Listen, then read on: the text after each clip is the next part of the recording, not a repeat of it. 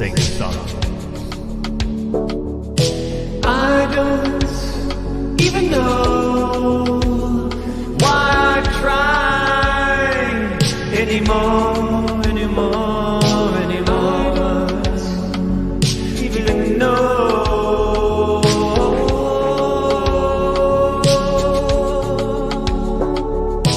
I don't even know why I try anymore.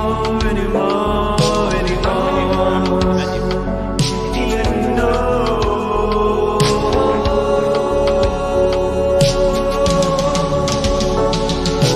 you can't replace me.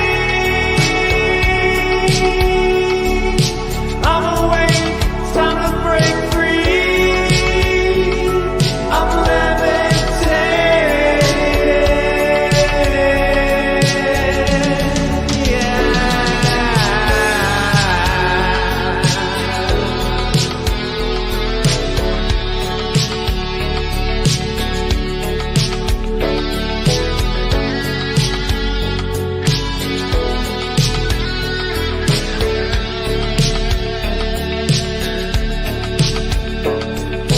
I don't even know why I try anymore. Even know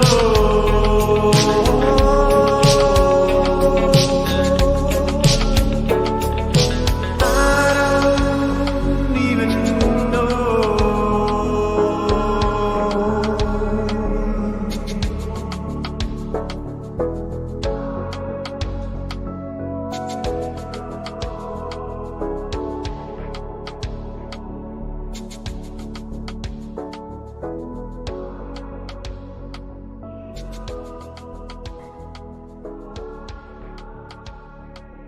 Anymore.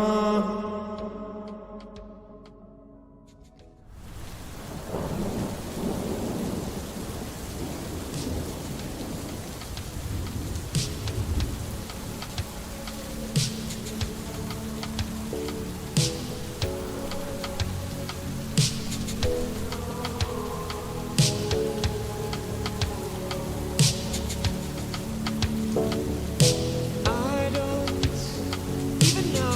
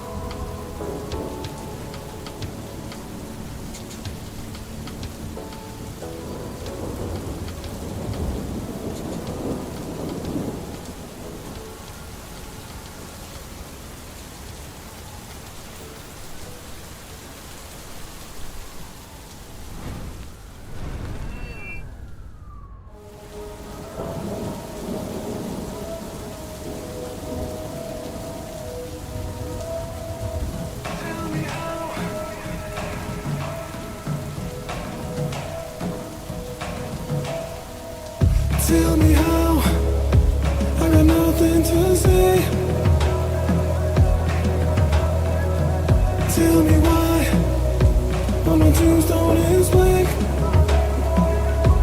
'Cause I'm not the one who won't try.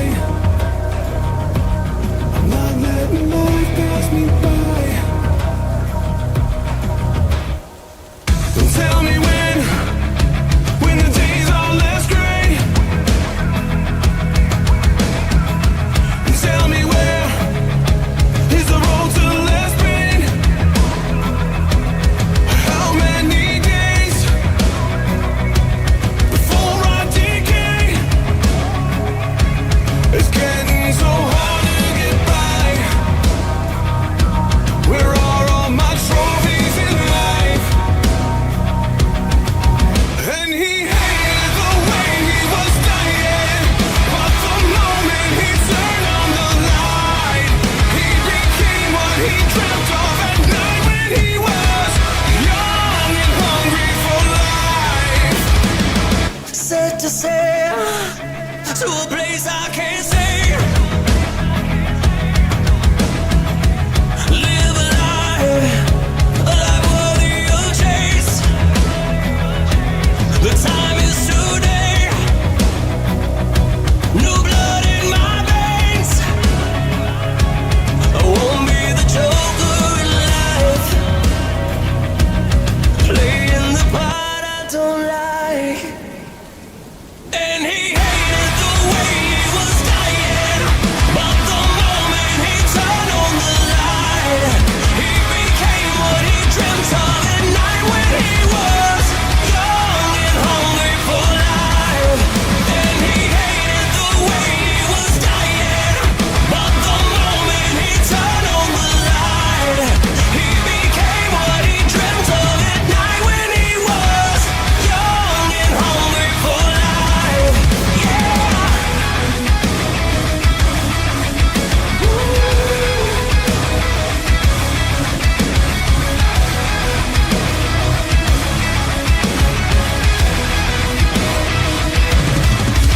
And he hated the way he was dying, but the moment he turned on the light, he became what he dreamt of at night when he was young and hungry for life.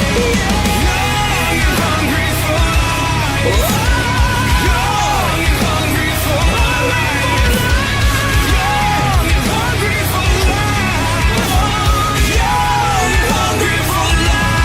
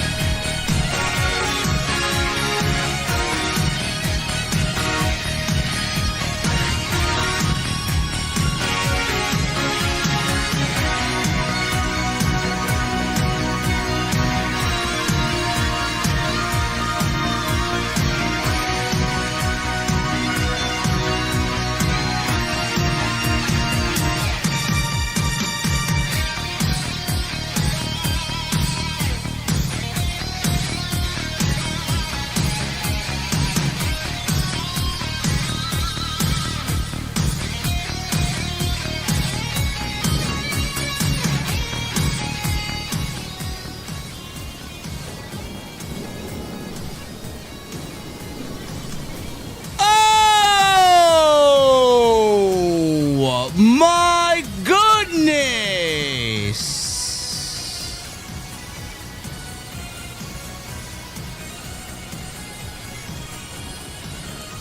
AEW Snooze Fest Dynamite!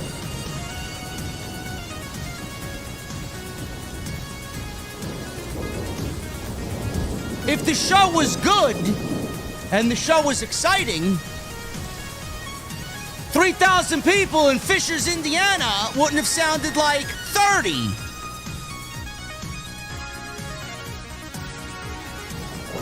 Ladies and gentlemen,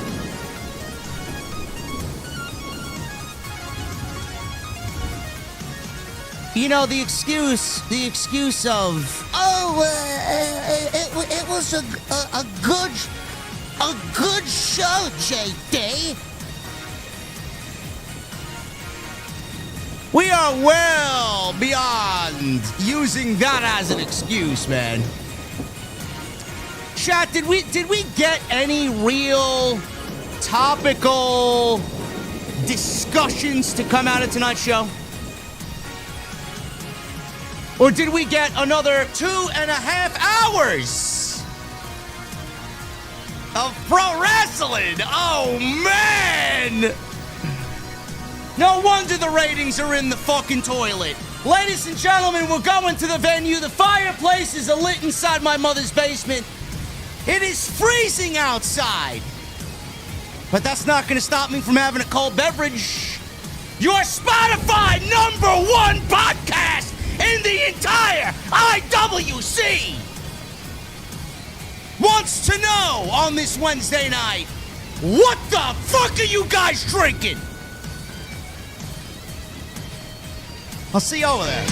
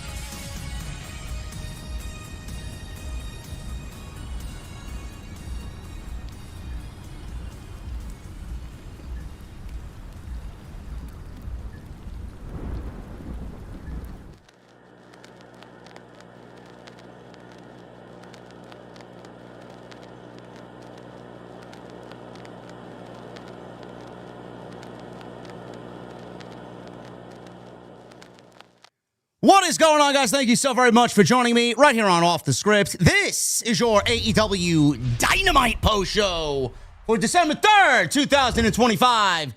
I am your host, JD from New York. As always, coming to you live from the OTS venue inside my mother's basement. Thank you guys so very much for joining me on this Wednesday evening, wherever you may be.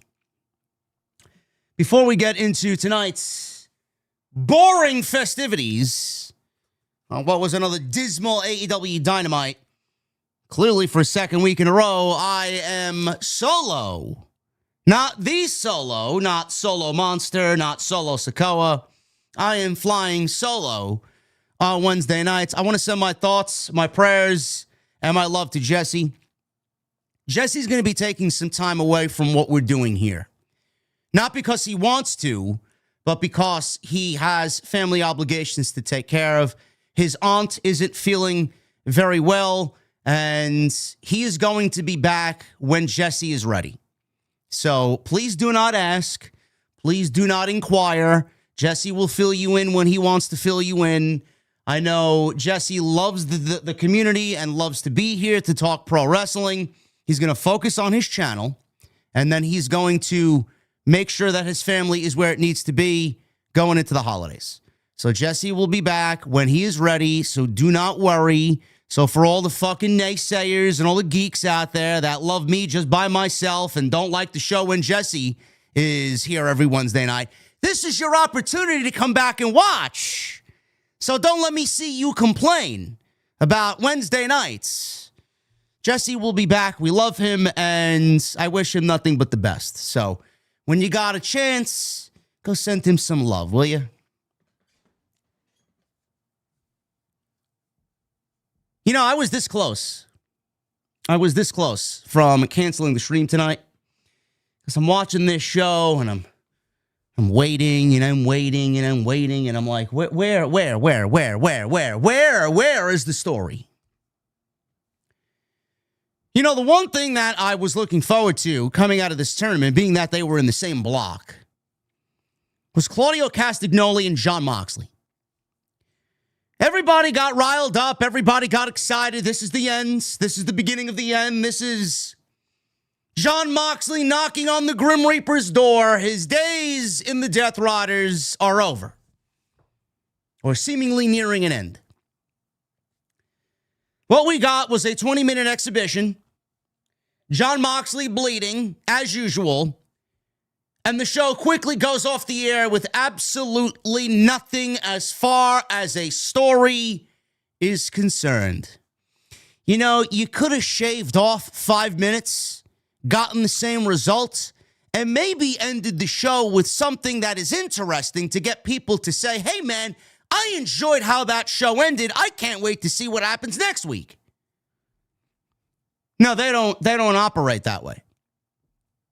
They don't operate that way, unfortunately. Not surprising, but that's not how they work. The Continental Classic is in its second week, and by no means have the matches been bad. The thing is, AEW thinks that they're going to have some epic, unbelievable, extraordinary tournament because of the quality of the wrestling matches. Bro, I don't give a fuck how many quality matches are in this tournament. We all know what the tournament final is going to be, and all I'm looking for is some similarity, some semblance of a fucking story. Where is it? Where is it? You know, you got people up and down on social media glazing. Oh, Kyle Fletcher, Kevin Knight. Yeah, a great match. JD from NY 706.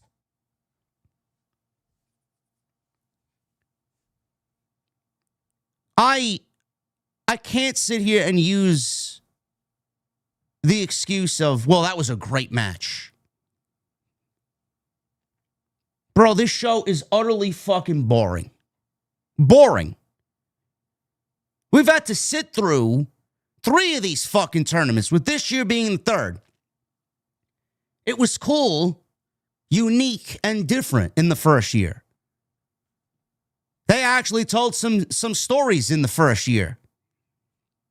Danny Garcia and him going winless, and then him meeting Brody King in the tournament, getting that win.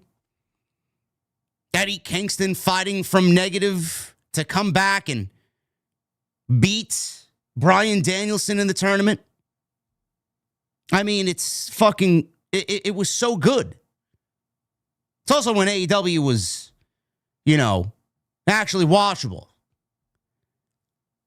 Bro, we've gotten 2 weeks of this shit and nothing even close to what they did in the first year. I am sick and tired of just watching good pro wrestling.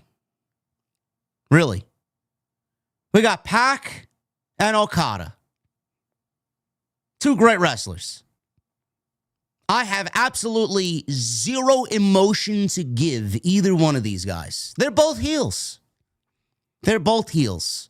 One is in the Don Callis family, holding 3 championships, one of which is in the Continental Classic, up for grabs, after we were told that the International Championship and the Continental title were unified to create one singular championship, but the lineages of said championships will remain on in the annals of AEW history, only to then find out that they're de-unifying them. The Continental Championship is on the line. Okada's walking around with the International Championship, asking questions of why didn't he defend the International Championship this entire time if they were de-unified the entire time. Carrying around an International Championship when they just created a National Championship because it's the same fucking thing, just under a different name. The International Championship and the National Championship are the same title. They only created the National Championship to make sure and to make Ricochet look like he's someone important. So he can go around bragging that he and his boys are in demand. Sorry, bro. Nobody in that group is ever going to be in demand. Nobody in that group is ever going to fucking put an ass in a seat. Nobody in that group is ever going to fucking shoot the ratings up where they need to be. And nobody gives a shit about the National Championship. Any questions? This company is a fucking mess. This company's a mess.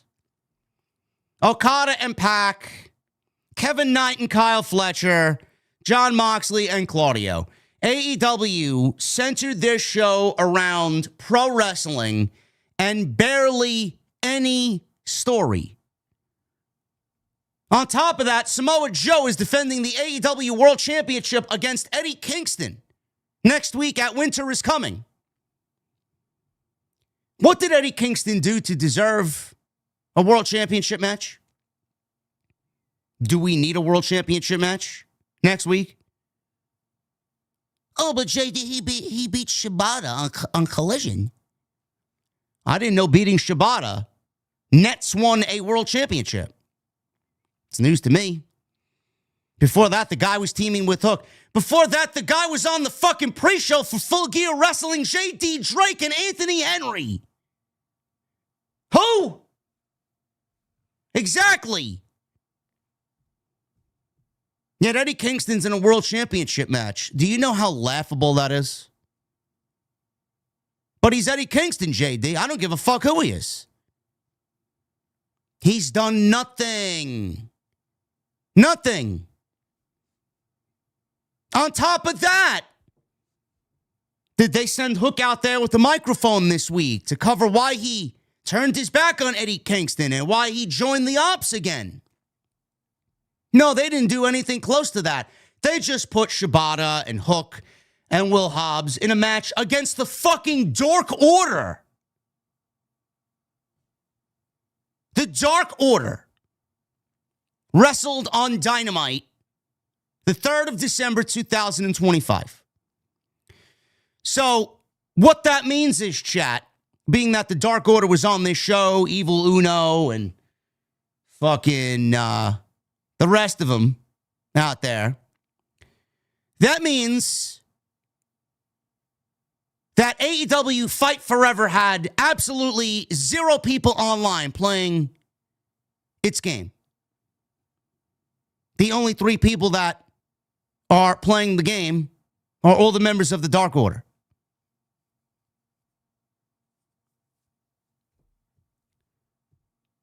This show sucks. This company sucks.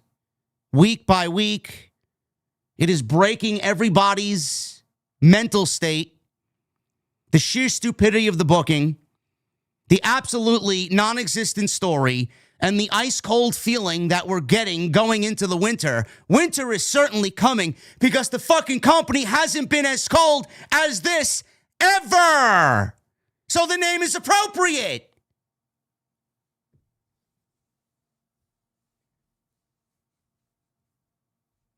I could really just end the stream right there. Oh, with that Hook situation, by the way, they saved it for a 2.5-minute clip on YouTube. I seen some people online. Oh man, this was a great sit down with Alicia Toot. 2.5 minutes. You could not wrap your brain around the production of this show and the format of this show to include this into the actual broadcast. I got to go out of my way to go watch it on YouTube when you can simply splice it into the fucking show. Like anybody's going to give a shit about what Hook has to say on YouTube. The video is going to do what? 25 to 30,000 views on YouTube? Nobody gives a shit. This podcast will do more views than the fucking Hook sit down with Alicia Atoot. I don't know why they just couldn't have this kid go out there with a fucking microphone and explain to us and give us some fucking story about why he did what he did and where they're going.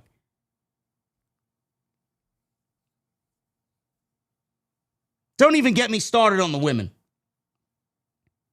Don't even get me started on the women. AEW sent Toni Storm, Mina Shirakawa, Megan Bayne, and Marina Shafir in a semifinal women's tag team title tournament match and made it a holiday hardcore match. Bro, Christmas isn't for another 3 weeks. What holidays are we celebrating? This is AEW's version of basically going to Target well before Halloween and you're already hearing fucking Christmas music. Shut the fuck up. I want to shop in peace without hearing fucking Mariah Carey. Because there's no human male alive that's going to sit there and listen to fucking Mariah Carey, Will Washington, you fucking pussy. Give me a fucking break. Him, this company, and the fucking creative team are utter dog shit. Candy cane kendo sticks wrapped in barbed wire. Tables wrapped in gift wrap. Glass.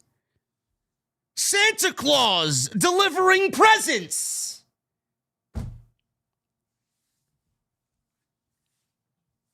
Man, that TNA AMC deal is looking better and better every time I think about it.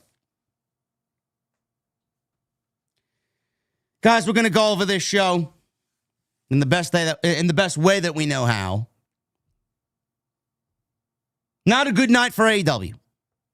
Not a good night for AEW. This is your AEW Dynamite post show right here on Off the Script for your Wednesday, December 3rd, 2025. I want to thank everybody that reached out to me, man. I tried to retweet as many of you as I could today. I want to thank all the support, not only for the Spotify Wrapped and those who have made Off the Scripts your top listening podcast priority on Spotify, but on YouTube. I've seen a lot of people's YouTube Wrapped. And I've seen a lot of JD from NY as your guys' #1 channels. And as far as wrestling content, I've seen a lot of familiar names, man. I was bundled in there with the Chris Van Vliets and the Jim Cornettes. And obviously, the Solomonsters of the world. And I really appreciate all the support, man. You guys have really made this an unbelievable thing. And I'm looking to really kind of change the game in 2026. I want to make next year the best year ever for us. I want to be everywhere. So I'm keeping my fingers crossed on a couple of things that I'm kind of in the middle of. And next year, without a doubt, and I'm going to need everybody's help on it, without a doubt, we're going to get Dave LaGreca's attention. We're going to get him, sit him down, talk business, and we're going to be on Sirius. We're going to be on Busted Open. That's the goal. I don't give a fuck how it happens. I don't give a shit what we got to do. I don't give a shit who I got to talk to. It's going to happen. So thank you guys very much for that. And I hope to have some really exciting news, hopefully, There are opportunities. There are potential opportunities out there. And I hope I get a chance to talk about them with you very soon.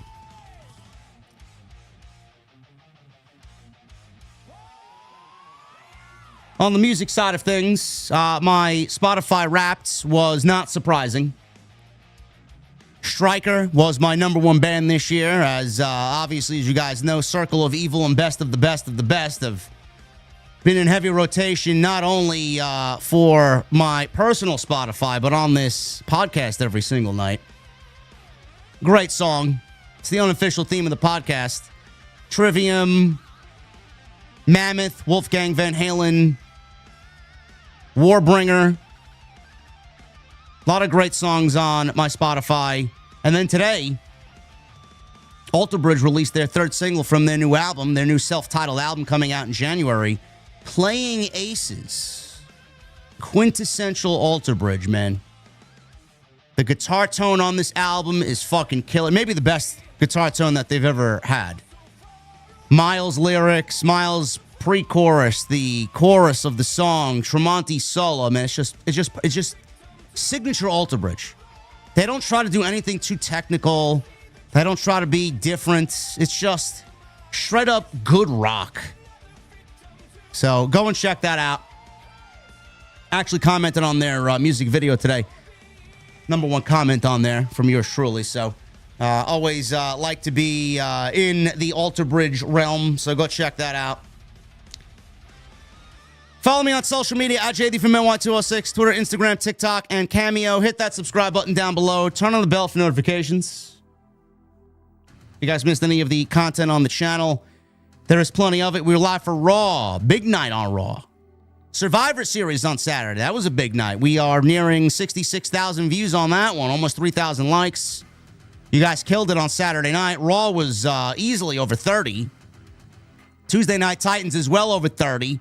With a 52-minute watch time as of right now. So thank you guys very much for that. Great discussion last night. We really got into it as far as the breakdown of Survivor Series and the report of Roman Reigns and Cody Rhodes 3 at WrestleMania 42. I don't have any interest in that at all. So go over there and check that out. All on the homepage. Tonight we're live. Friday night we'll be live. Friday we're sponsored by Turtle Beach. Right in time for the holidays. So Friday night they'll be with me on the stream. The finals of the Last Time Is Now tournament between Gunther and LA Knight. LA Knight, thanks for coming. Gunther is going to Washington, D.C. to wrestle John Cena on December 13th. Maybe there'll be some NXT talent on the show. So we'll see what happens on Friday. Should be a good stream. That's what you guys got to look forward to for the remainder of the week. Super chats are open. Get them on in. It's the best way to support the show. As always, hit that thumbs up. Let's try for 750 likes tonight on the AEW Dynamite stream. And tonight, we're sponsored by Blue Chew. I wish AEW would get excited and pop a fucking Blue Chew. BlueChew.com. Code JD at checkout. All you guys got to do is pay the $5 shipping and handling.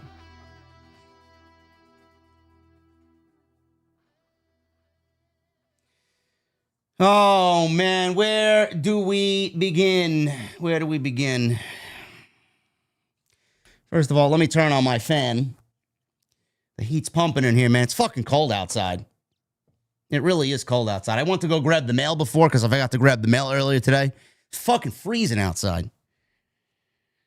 Anyway, we got a Samoa Joe and Eddie Kingston face-to-face here as we start things off with Tony Schiavone in the ring. The less I see of Schiavone, the better this show gets. He is just fucking awful. In every sense of the word, he's awful. So Joe did the right thing. He immediately told Schiavone to get out of the ring before he snatches the wig off of his head. Joe bets Kingston is filled with questions that need answering. Like why he's not out there in a three-piece suit.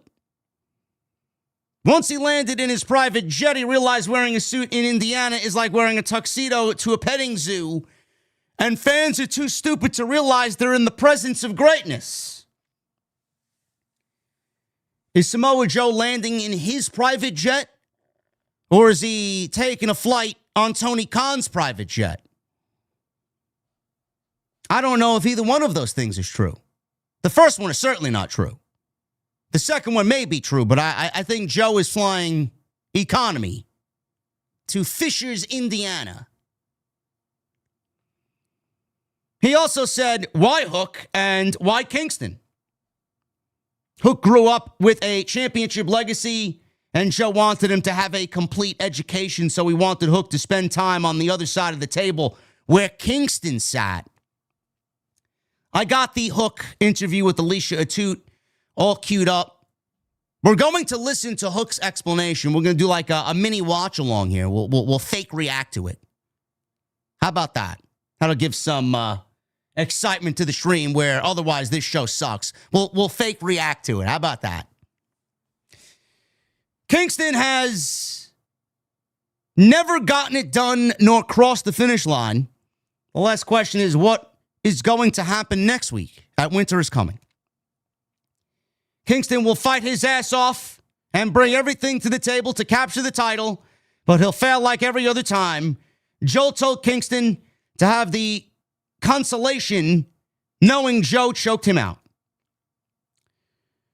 So we didn't really get anything as far as Samoa Joe saying anything here. We got no explanation on why Hook was with Kingston and then why he ended up back in the ops. He basically threw a bunch of questions that he thought Eddie Kingston was going to ask and went over how he's not going to answer any of them. Doesn't really make for a good promo. Kingston finally is able to speak here. He says he couldn't get over the fact that Samoa Joe, someone who once saved the independents with one of his greatest title reigns in history, feuding with his friend Homicide, his mentor, and he's talking about private jets. Everyone in the back talks about Kingston being a hothead, but he gets shit done when he says he will. He went on to say why he yells. People ask him why he yells to get his point across, because he says when he does, he gets shit done. Kind of sounds like me. Well, JD, why are you always so angry? JD, why are you always yelling? Why are you yelling on a pro wrestling podcast? It's only pro wrestling, JD. Well, if I spoke like this, and I went over why Samoa Joe and Eddie Kingston had a face-to-face on Dynamite, and how I was super duper excited about their Winter is Coming, AEW prestigious, fantastic, emotional AEW World Championship match, and I think it's going to be a low-key banger, man. I can't wait to get a job and land the job with Tony Khan. Nobody would fucking listen to me. Who wants to listen to that?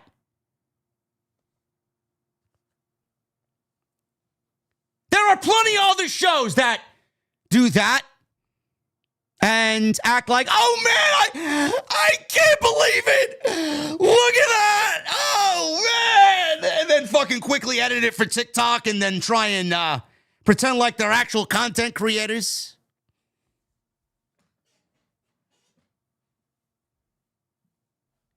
Oh my God, I can't wait for Samoa Joe and Eddie Kingston. I can't. Tony Khan is such a savior of pro wrestling. This is so great, man. Don't you guys in chat? Don't you guys enjoy AEW Dynamite?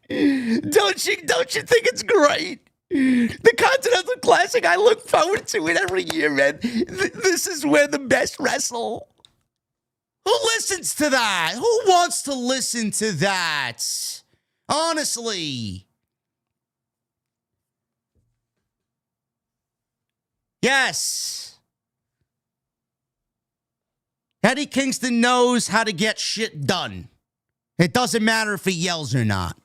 I'm right there with him. The Joe in front of him isn't the Joe he respects. The one he respects is who ran through the entire world to show what it's like to be a heavyweight champion. Joe is becoming what he hated all those years ago. Kingston said he knows the fans are here to see wrestling and he wants to go back to the hotel to go to sleep. So he's not going to waste too much more of their time. Thank you, Eddie Kingston, for telling us that you also think the show is boring. He's not even in the mindset to sit backstage and actually watch the show. He wants to get done with this segment, go back to the hotel room, and go right to sleep. He even thinks Dynamite is fucking boring. So what that means. If Joe doesn't bring the Samoan submission machine, the Joe who was Kingston's mentor for years, then he'll eat Joe alive at Winter is Coming. Kingston left. Joe was annoyed. And that was basically the end of the segment. This is AEW's tried and true. When they got a world championship match that doesn't really make any sense, and they need to fill the card with something because they have one of their themed shows, they usually center the story for the week or two going into said title match with, you used to be different and now you're a sellout. You're here talking about private jets and three-piece suits. You're not the same guy that I remember 15 years ago. Of course he's not. Why would he be? Eddie Kingston does not belong in the World Championship title picture. The guy has not done anything to make me see Eddie Kingston in a World Championship title feud. He was hanging around the fucking pre-show with Big Boom AJ and the rest of the fucking scrubs on the roster. He was legitimately on the Full Gear pre-show. He wrestled in 2 minutes and beat the Work Horseman with Hook. So we got Eddie Kingston, who last week basically said verbatim, oh, I don't want to talk about Hook right now. I can't talk about that right now. Do you understand what you're watching? AEW does things backwards. Not like in a Quentin Tarantino way. They do things backwards, and it's fucking absolutely retarded. We should have got Hook's explanation. We should have got Hook explaining why he left Eddie Kingston, why he used Eddie Kingston, why he teamed with Eddie Kingston, why he joined the Ops. Before we even got an explanation from Hook, we got this match made for Winter is Coming next week with no explanation of Hook and why he did what he did, and no sign of Hook explaining to us from himself why he did what he did. We should go right into the title match. Don't you think Eddie Kingston should wrestle Hook for betraying him first before we start moving on to Eddie Kingston and Samoa Joe? So what's going to happen at Winter is Coming? Samoa Joe's going to win. Hook is probably going to help Samoa Joe win. Then we'll get Eddie Kingston for his Hook at World's End. Is that where we're going? What exactly is the World Championship match going to be at World's End? Are we running Eddie Kingston back again at World's End?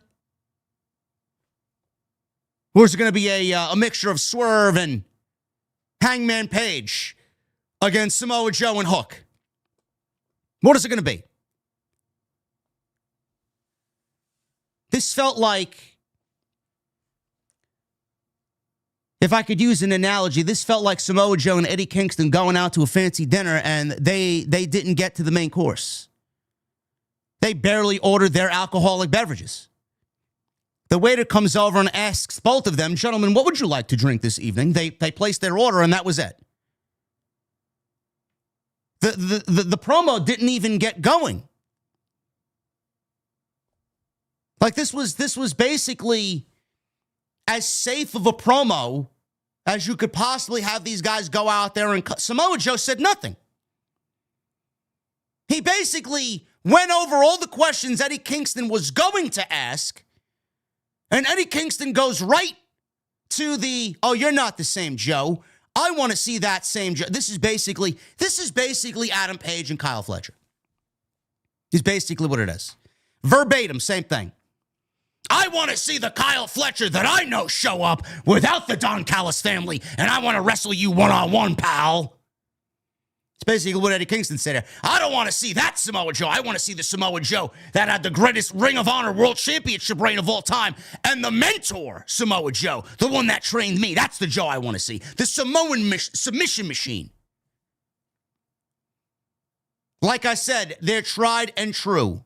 It is the only game that they know. That's how they build World Championship matches. I love Eddie Kingston. I think Eddie Kingston is one of the rare talents in the entire industry that when he speaks, you listen. But this did nothing. The promo on Collision, which I did watch, I seen it on Twitter. That promo from Eddie was fucking great. Still not the type of shit that he is accustomed to cutting, which is borderline just fucking fantastic. But this was a very weak opening segment. It almost accomplished nothing. And Samoa Joe and Eddie Kingston is happening next week for the AEW World Championship. Is Eddie Kingston going to be in the title picture for 1 week? Are we going to run it back at World's End? Or Samoa Joe and Hook teaming up at World's End? Maybe we get a trios match. Maybe we get Hobbs, Hook, and Joe versus Kingston, Hangman, and Swerve. Because I can't see a World Championship match coming into frame for World's End after this. If he takes care of Eddie Kingston, who's next? So they may very well run back Eddie Kingston, being that they don't have anybody else. Or maybe it'll be Hangman again. And then maybe we'll see MJF, who is absolutely desperately needed. The Ops are backstage. Hook said Joe handled business tonight. Come next week, he'll finish Kingston off. Hobbs says there's business to take care of tonight, so they'll sprinkle some holiday cheer. Last night on Ring of Honor, a trios team impressed them. Wow. Well, that's 3 of the 13 people that actually watched Ring of Honor last night. I think the rest of the people that watched are employed by Fightful.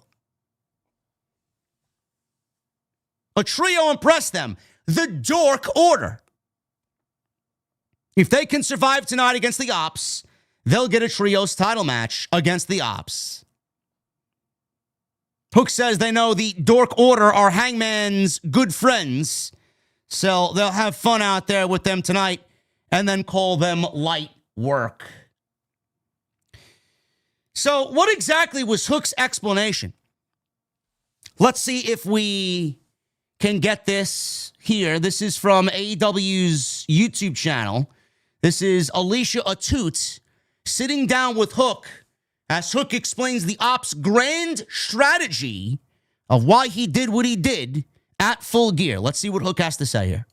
Hook, thank you so much for allowing us into your home here. Actually, wait a minute. Let me shut this off. Sorry. Amateur streamer over here. Hook, thank you so much for allowing us into your home here in New York City. What do you want to ask me? Yeah, what do you want to ask me? AEW Full Gear. That is the night that we saw you not only betray Eddie Kingston, but you also cost Hangman Adam Page the title. Why? Why? Well, see, it's been the plan for months to get Joe the world title. Thing is, I really never left the Ops. And you can look back at Double or Nothing. I didn't hit Joe with that golf club, did I? No, you didn't! And Hangman, this guy's a mess. This guy, Hangman, doesn't know who he is. And that makes him weak. Joe, he knows exactly who and what he is. A killer and a champion. As far as I'm concerned, I didn't betray Eddie at all. I just used him as a pawn to get a little bit closer to Hangman. So all of this was to just prove your loyalty to the Ops. 100%. Oh, man! I mean, Hobbs is like my big brother. Shibata, he's been a great friend, coach, mentor. And Joe's like my uncle from a young age. I mean, the how Ops you doing? are my family. Let me get this straight. You're telling me that while you were on your couch being replaced by Powerhouse Hobbs, a man much bigger, much stronger than you, that didn't bother you at all? Placed by Powerhouse Hobbs, huh? You realize I'm the one who made that call, right? Wow, Hook's a genius! See, I'm out hurt. What do? I call up my brothers. It's about winning. And the ops are drowning in gold right now. Drowning in gold. You're talking about your family in the ops right now, but I want to switch it to the fans. They're really disappointed in you, Hook. They're so disappointed in Hook. Yeah, I got something to say. I could care less what these narps talk about. He don't care. He called us marks. See, I'm not man. like other dudes in this game. I'm one of one. All these people, they need to try and be like me. Problem is, they can't. They lack confidence and they lack talent. So they want the easy route. And it's real easy to sit around and try to talk about the greatest second-generation wrestler of all time. He's the greatest second-generation wrestler ever. For my time here. Now do me a favor and get the hell out of my penthouse. Yeah, get out of here, toots.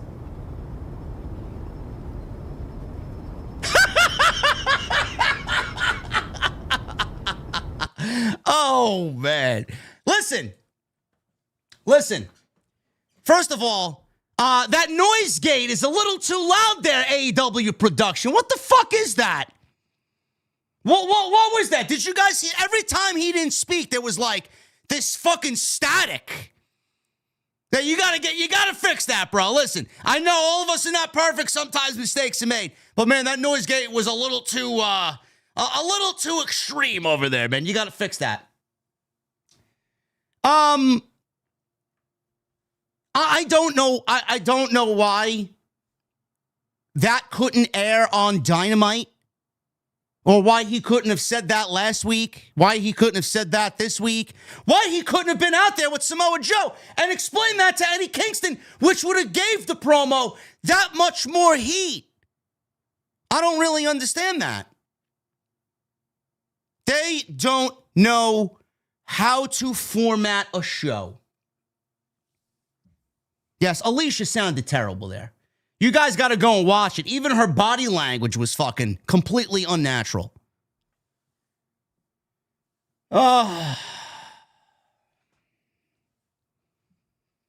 It's just very straightforward and very,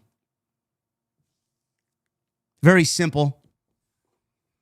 Remember when I showed up in Anarchy in the Arena with that golf club? I didn't hit Samoa Joe. No, you didn't. You didn't even get anywhere near the fucking ring. They want to exclaim to you that this was the plan all along. This was the plan all along? I don't think this was the plan all along. How could it be the plan all along when Samoa Joe and Adam Page was legitimately something that fell into their lap because they had nothing else? Everybody's going to operate now, and everybody's going to regurgitate, oh, this was the plan all along. Samoa Joe and Adam Page came together because they had absolutely nobody else for Adam Page to wrestle for the World Championship. So if it was the plan all along, this should have been months in the making. Joe and Page should have been months in the making. This was not the plan all along. It was the plan because Samoa Joe quickly became the plan for Adam Page, and then they realized that they had no way out because Joe had to turn heel to get that second match, and the only way that any of this would make sense is if Joe won the championship, and they didn't want to beat Page clean. So they reversed course and gave you Hook as a fucking heel again, betraying Eddie, rejoining the ops because they had nothing else to do.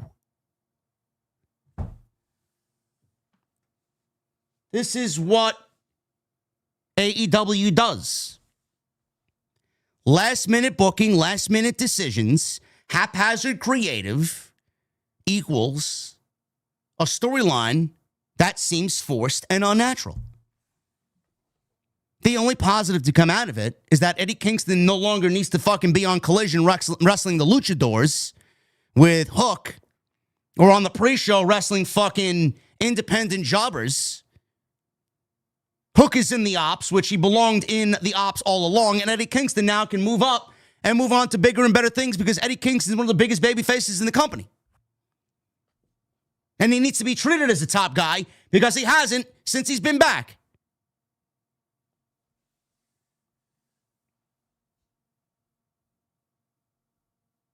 Let me know what you guys think about that explanation. Again, I don't know why any of it couldn't have been aired on Dynamite or have been said in the opening segment.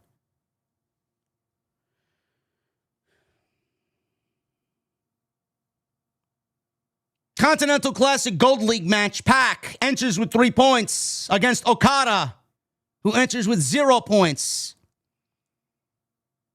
Last time they had a match was at Dynasty 2024, which was a great fucking match. This was a good match, but nowhere close to the pay-per-view match. Now, I didn't really expect Okada to go and lose his first 2 matches. It's all right if he lost to Kyle Fletcher last week in the open of the tournament, but he was not going to lose to Pac. He was not going to go winless in his first 2 matches. It would be a serious come-from-behind situation for Okada. So we'll pick it up after the commercial break. It was all Pac. That remained that way until we come back from the break. Okada fired off that big drop kick. They actually took each other down with a drop kick.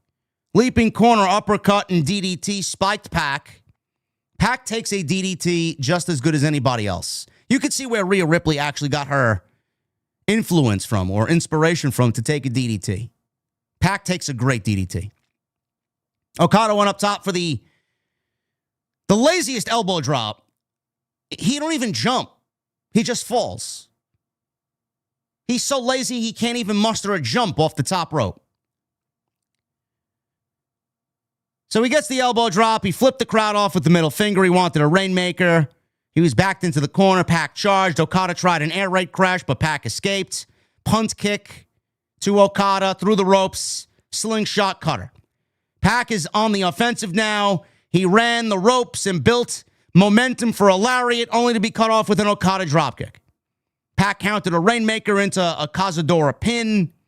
Okada popped up, ran into a boot. Pac threw a super kick, bounced back German suplex from the corner, led to a deadlift German for a near fall. Pac took way too long to follow up, and Okada came back with a desperation out of nowhere tombstone. Okada was cut off on the top rope by a Pac superplex. He locked on the brutalizer. So Okada was up top, superplexed by Pac to Okada, transitioned into the brutalizer, which you would think is nearing the end for Okada, and he's going to go 0-2 in the first 2 weeks of the Continental Classic.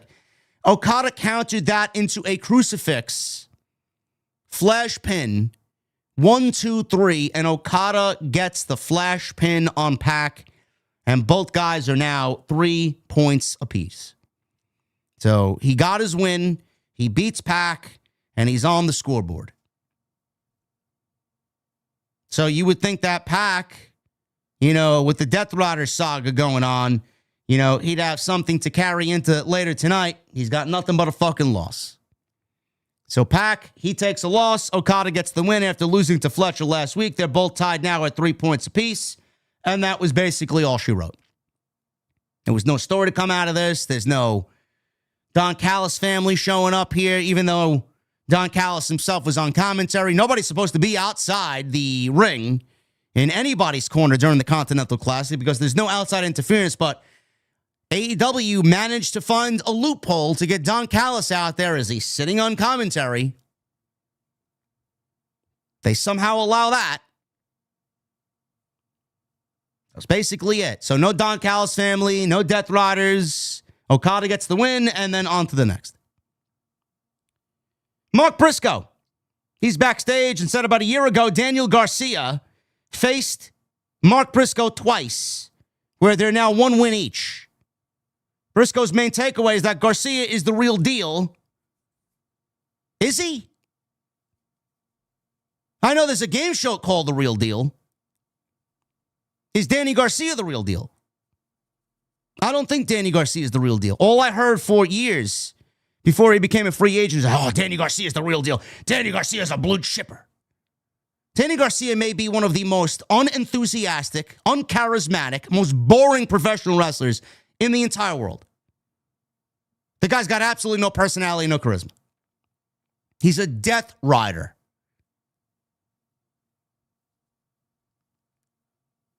Briscoe is champion. And a year later, things have completely changed for both guys. His opinion of Daniel Garcia isn't what it once was, as he's now in a Death Rider's vortex. Garcia's playing mind games and Jon Moxley isms. So he went to Tony Khan and told him to make a match between the two. Tony Khan agreed to make this match official for Cardiff, Wales, next Saturday for Collision. Winter is coming. They are lucky that they're going to Cardiff. You could take a fucking steaming wet dump in the middle of the ring and they'll probably chant fight forever. Danny Garcia might actually be over in Cardiff, Wales. If this match took place in Jacksonville or somewhere here in the United States, like Fishers, Indiana, there wouldn't be a fucking sound in that entire arena. So consider yourself lucky if you're Daniel Garcia. Mark Briscoe and Garcia, TNT title next Saturday night. Winter is coming, Collision in Cardiff, Wales. I know most of you are super duper excited about that and cannot wait to sit your ass down on a Saturday night to watch Daniel fucking Garcia wrestle on a Saturday night. It's exactly how everybody should be spending their Saturday nights. Ricochet and the Gates of Agony. They're backstage and Ricochet says he's had to keep his phone on Do Not Disturb because promoters have been ringing his phone off the hook, calling him to save their little companies. I'd love for you to mention who these companies are. I do not believe you. What Ricochet is known for is his charity work. So this Friday, he'll make his Ring of Honor debut at Final Battle to defend his AEW International title. Sorry. AEW National title against former ROH champion Dalton Castle. Wow, man. Ring of Honor is really dead, huh? Shocking, I know. Ricochet promises to stay in town and defend his title on Collision as well. If you don't follow the demand, you get put down. Don't worry, the demand is as down as they can go. They are not in demand, and Ricochet only holds the title because Tony Khan wanted to make him feel relevant. Fuck out of here. The AEW All-Atlantic International National title over there. Great job there, bro. Right back to making it feel like every other title. Open challenges. Let's defend it on Ring of Honor against guys that nobody give a fuck about.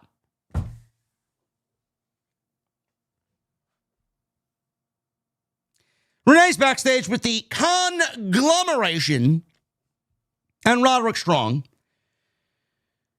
And set on Collision this Saturday, Orange Cassidy will wrestle Roddy in a Blue League match. So, Mark Briscoe said the word of the day is retributionification. Retributionification. Okay, then. Good thing I didn't go to the school Mark Briscoe went to. But before he could get going to explain to us what that word means, which I'm assuming it has no meaning, because I'm assuming it's made up, Strong yells that he's not in the conglomeration and he'll beat Cassidy's ass and win the Continental Classic. Oh, man, it's great. It's great to be that little engine that could, man. Roddy thinks he's going to win the Continental Classic. Oh, my goodness, man.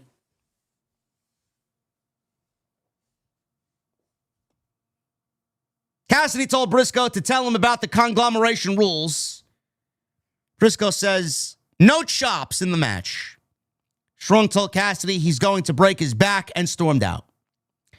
So, Roddy said he's not in the conglomeration. I was never in the conglomeration.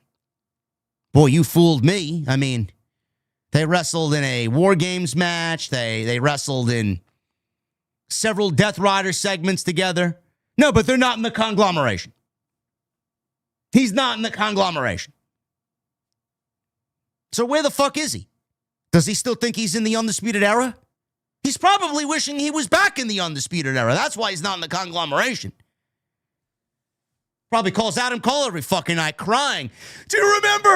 Do you remember what we had, Adam? Adam! Do you remember what we had? Adam!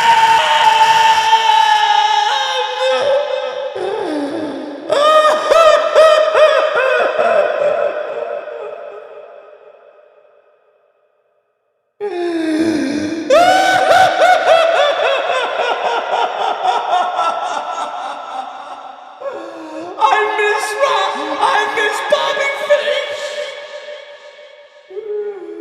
I miss the North American title with black and gold.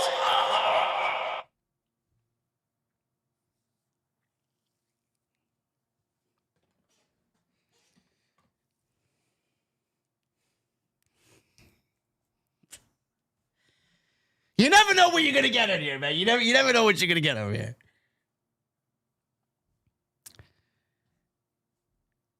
Briscoe, Willow, and Harley Cameron, they all went after Roddy to go find out why he said what he said. Great. Kyle Fletcher, he's got 3 points. He comes into this match tonight with Kevin Knight. Oh, man, Kevin Knight. Kevin Knight's got 3 points. He beat Darby Allin last week. Kevin Knight's great. I just wish they gave this guy like a fucking reason or a meaning. Like he's just another Ricochet. He's basically just another high flyer. And that's all he is. Who is he? This was a great match, though. This was easily the best thing on the entire show. What the fuck does it mean? It means nothing. Another great match in a line of great matches in the tournament that will mean nothing by the time this tournament is over. So we'll pick it up after the commercial break here. Fletcher was back in control. Knight threw a wild drop kick into a double down. Knight is starting to gain momentum. Right hands, lariats, kips up, leaping Hurricane Rana out of the corner. Pendulum DDT. He nailed Fletcher. Goes for a cover. He gets a near fall. Kevin Knight got a sunset flip for a 2 count. Knight tried another DDT, but Fletcher countered into a lawn dart and a version of a haluva kick. Knight fought out of a brainbuster, connected on a high elevation springboard clothesline, and he goes for another cover. He gets a 2 count. Both men fought on the apron where Kevin Knight spiked Fletcher with a DDT, rolls him back inside. Knight took too long to go for his signature UFO splash, and that was cut off. Fletcher wanted his avalanche brainbuster. Kevin Knight floated over, trapped Fletcher in a tree of woe, and once again flies coast to coast. Knight tried the UFO splash again. Fletcher this time got the knees up and went for a cradle. Knight kicked out. Big time Liger bomb. Knight kicked out of 2 off of Fletcher's Liger bomb. Brainbuster countered into a cradle by Knight. Knight popped up, only to be leveled down by a big boot and then a sheer drop brainbuster, and Kyle Fletcher now has 6 points. It'll probably end up being Fletcher at World's End. In what manner, I don't know. Fletcher will be there at the end, at least in the finals of the, what is this, the Blue League, the Gold League. He will be in the finals of the Gold League, for sure. He will probably wrestle Okada. Or I don't know if Tony Khan is going to do the same thing that he did this year or last year, where the winner with the, I guess, the 2 top guys in the Gold League and then the 2 top guys in the Blue League. He has one guy from the Gold League wrestle one guy from the Blue League in the semifinals, and then the other guys wrestle each other in the semifinals, and then the winners of those matches meet in the finals. He did that last year, which is fucking ridiculous. You're in your league, you wrestle the top guy in your league, and then you try to win to advance to go to the finals. Why make it as convoluted as everything else in this fucking company?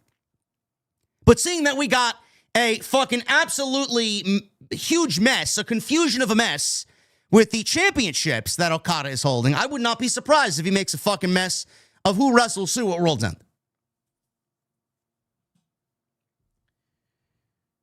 Post-match, this was a very good match. Kevin Knight's great, and Kyle Fletcher's great. Post-match, Don Callis took the microphone in the ring. He said he had something important to say about the Young Bucks. But first, you'll hear from Kyle Fletcher. And we go into a commercial break. It was so important. Don Callis had so many important things to say that we're just going to go right into a commercial break. So, Josh Alexander and Hechicero come to the ring with bags of fictional money. You know, the $1 million that they wrestled for at Full Gear. Fletcher says he's not feeling the greatest after that match, and Callis took the microphone. But they just went to commercial and then picked it up after the commercial break. So we come back from the break. Don Callis finally explains to us what he's got to say about the Young Bucks. He told the Young Bucks he can forgive a lot, like lying and cheating. Even killing someone, he can forgive. But not siding with Kenny Omega. Callis says he has the Bucks' money and knows Omega won't finance them. So if they don't like it, the first time in their lives, please let your nuts drop and come and try and take your money. So Matt and Nick Jackson come out. Callis bailed, and the Bucks immediately drop everyone in the ring with super kicks. They catch Fletcher with a BTE trigger. Matt Jackson quickly grabbed the bag, or a bag. There were two bags. A bag of money. But before he could open it, Okada hit the ring and gave him a Rainmaker. Nick Jackson then had a face-off with Okada, who flipped him off. And then the Don Callis family gang attacked Nick Jackson. Jurassic Express rushed to the ring, and then the crowd start waving their hands in the air. Whoa! Whoa!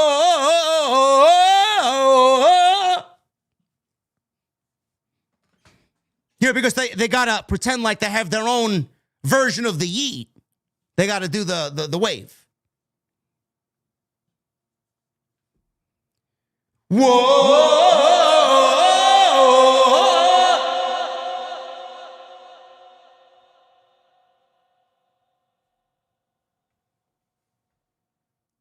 Jack Perry and Luchasaurus rushed to the ring. They clean house. Jack Perry did an assisted rope walk moonsault onto Josh Alexander and Hechicero, while Okada kicked Luchasaurus in the dick. Perry got in a face-off with Okada, who flipped him off. Only Perry, when Okada flipped him off, bit his middle finger. Mark Davis and El Clon, yes, El Clon out there getting TV time on TBS and streamed on Max. El Clon out there. Gee, no wonder why the ratings are in the fucking toilet. El Clon out there hit the ring to attack as the numbers game was too much for the elite. Callis came to the ring and started punching Matt repeatedly in the face as Okada, Davis, and Alexander held Nick Jackson as Callis was about to go for his eye and poke him in the eye. Kenny Omega's music played, and he hit the ring and cleaned house with V-triggers until he ducked an Okada Rainmaker and hit a Snapdragon on Okada. Omega went for a home run V-trigger. Okada quickly bailed. Bucks, Jurassic Express, Omega stood tall as the Don Callis family bailed down the aisle as they got both bags of their cash still in possession.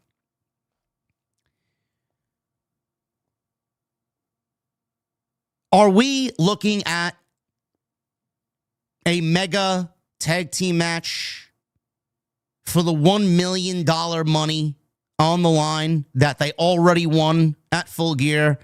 Is there going to be a match with the money now on the line again so that they can get it back officially again? Is that where we're going, chat? What part of this interests you? What part of this interests you? Omega versus El Clon? Can you guys get excited about Luchasaurus mixing it up with Mark Davis? Or how about Jungle Boy getting face-to-face with Kazuchika Okada?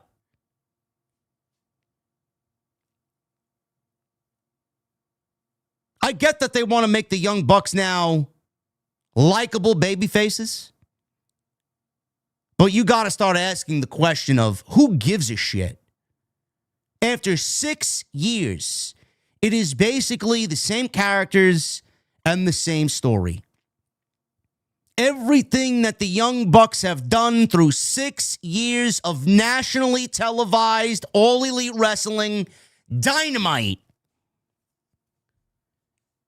They were either good guys and with their friends, or bad guys battling against their friends, only to then make and kiss and get together again. Make up and kiss and get together again and join their friends again. And somewhere in between, they fired their biggest star ever. And then their show died 1,000 deaths because of that. That is the quick synopsis of the Young Bucks' history in AEW. Who cares? Every single Young Bucks storyline is the same fucking thing. They're back with Kenny Omega. They're back with Jack Perry. They're back with Luchasaurus. Oh, man. We got to fight for the right of Kota Ibushi. Josh Alexander broke his leg. We got to get revenge. Bro, wake me when something interesting happens.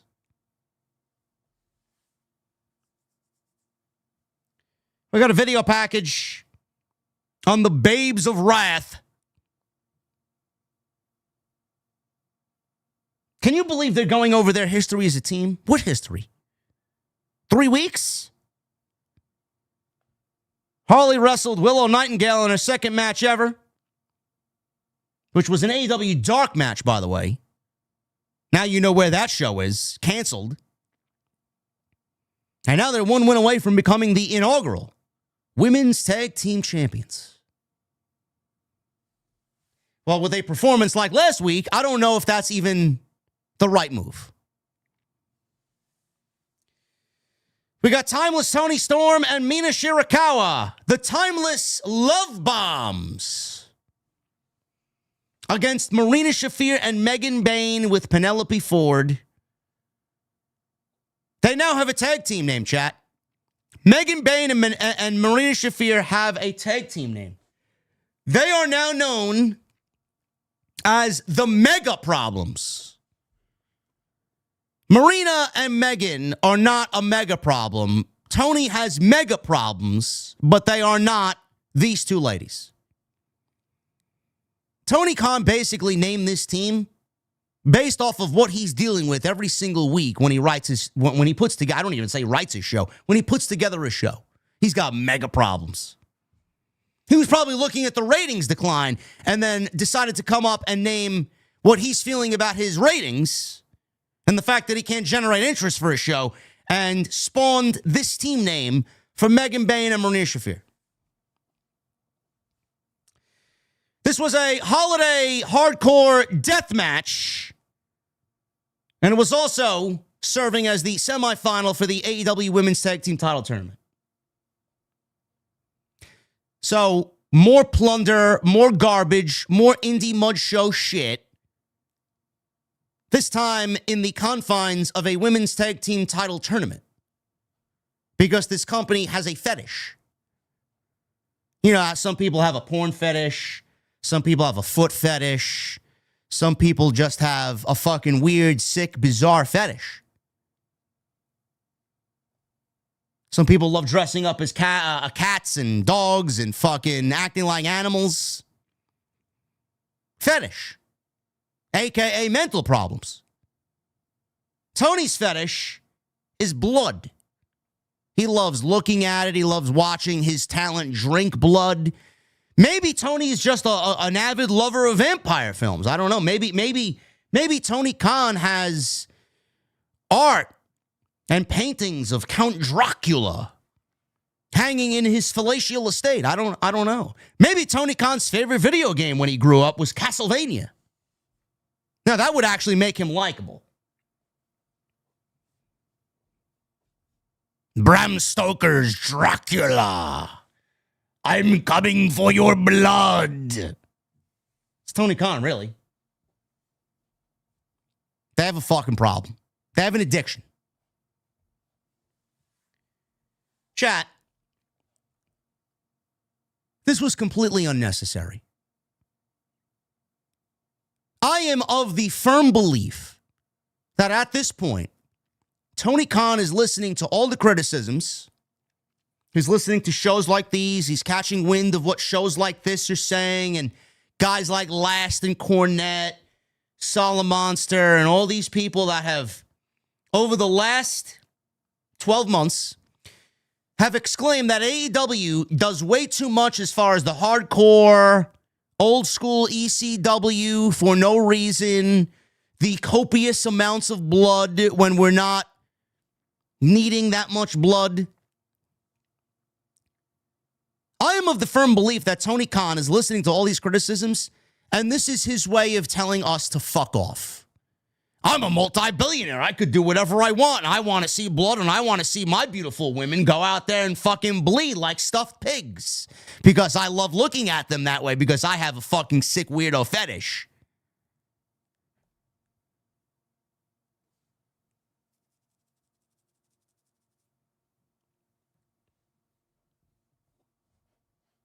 The tournament itself gave you the only stipulation that you need. You win, you advance. You lose, you go home, and you're eliminated. You win, you advance, and you wrestle for the finals, in the finals for the women's tag team titles to crown the first ever women's tag team champions. No, but they had to go and muddy it up and present it as a garbage match, holiday hardcore death match with gift-wrapped tables. Candy cane wrapped kendo sticks wrapped in barbed wire. Bottles of champagne. Blood. Presents. I struggle to figure out why we needed this. Like, when is enough enough? I get that it's December. If you wanted to do this 3 weeks from now when you guys invade the Hammerstein Ballroom, then fine. It would go in line with what you're calling a miracle on 34th Street. Why didn't you save it for that? Why did we need to have it in the confines of the tournament? The tournament stipulations are that, simple and straightforward. Why did you give these 4 women the opportunity to wrestle with the stipulation to give the other women in the tournament an unfair shake? Don't you think everybody else wanted a fucking stipulation? It would have been a lot easier for them to win a fucking match then. No, but these women are the only 4 that get a stipulation. We're 3 weeks away from Christmas. It's not Christmas time yet. Yet you're delivering a holiday hardcore match. And why do we need more blood? Why do we need more mud show? Why do we need more garbage and filth? And 15 minutes of uncreative mess. You do realize that you gave us blood and guts 2 weeks ago. Why do we need more blood and guts? Why did we need more of what we got in the confines of a sadistic structure? Why did we need that in this tag team title tournament? Does anybody have a good enough reason to answer that question? Or are we just going to go with, that's what AEW is? No, that's not what AEW needs to be. You see, the reason why they did this tonight, and you're not going to hear this from anybody else because everybody else is a fucking pussy. The only reason why they did this is AEW. First of all, AEW, they want to pretend like they care about women's wrestling, but they really don't. They want to pretend like they care about these women's tag team championships, but they don't. If they did, they wouldn't have created a new All-Atlantic International National Championship. Crown that first at the same time that a tournament to crown your first ever women's tag team champions are taking place. If they did care about the women, they would have given them the spotlight for this tournament and made this the biggest thing on their show. This just feels like another segment on the show with no real importance whatsoever. We got a national champion crown first over the tag team champions. We got a Continental Classic taking place that is now more of an important aspect to the show than the women's tag team championships. They are just there. So Tony Khan, who wants to make you believe he gives a shit about women's wrestling, but he really don't. The tournament itself has been a flop. The matches have been dog shit. No interest. It's generating no interest. Nobody's talking about it. So what he did is the only thing that he knows how to do. Oh, we need people to talk about what we're doing for this tournament, so we're going to do a death match in the tournament, and that'll really get people talking. Meanwhile, the ratings will come in tomorrow night, and they'll be sub 500,000. So what exactly did you accomplish? Any questions? Oh, but JD, why are you so negative, man? You also see now WWE kind of ramping up their women's tag team division all of a sudden, which seemingly didn't exist 3 weeks ago. They only did it because they had War Games. They needed to make War Games, I wouldn't even say make War Games make sense. They needed to force people inside that War Games match. And Monday Night Raw ended on Monday with basically all of their top stars teamed up together to end the show. Which I find to be coincidental because AEW set to crown new tag team champions next week, and Winter is coming, and WWE now is in, I'm going to show Tony Khan what a real tag team division looks like type of mode. AEW's women's tag team division, no matter who they crown, is going to be dead. Nobody gives a shit. Because AEW doesn't give a shit. I'm sorry to spread the truth, which may or may not upset you. They don't give a fuck about women's wrestling. They don't. They pretend like they do, but they don't. If they did, Mercedes wouldn't be carrying around fucking 15 titles, burying everybody in her wake.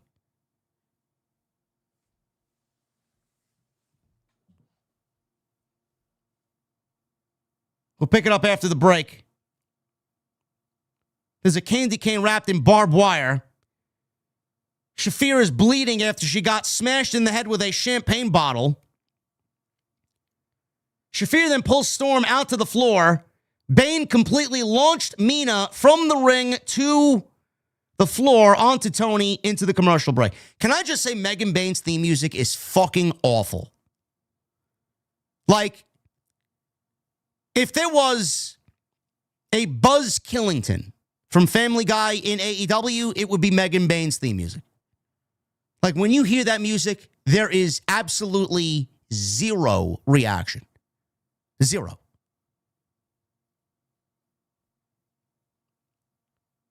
Marina, after the break, is cracking Mina in the ribs. And this was like a fucking comedy show. She's just on the apron with a frying pan. And she's taking the frying pan and she's waffling Mina in the midsection with this frying pan. Megan Bayne is lighting up Toni Storm with big shots to the chest. Storm is being just thrown around between the pan and the chair shots. Storm ducks. Megan Bayne and Marina collide with each other. Mina flies in with the drop kick off the top, driving the chair that Megan Bayne had into Megan's face. Toni Storm quickly brought Bayne to the apron and Storm Zero off of the apron through a table. Gee, man, that's really creative stuff right there. I never seen that one before. Marina wrapped her fists in tape, and then she sinks in what she calls mother's milk on Mina Shirakawa.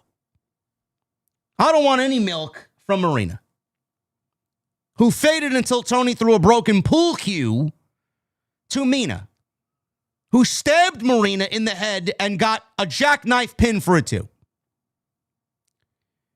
Mina hit her spinning back fist, got an assisted crossbody on Marina to the outside.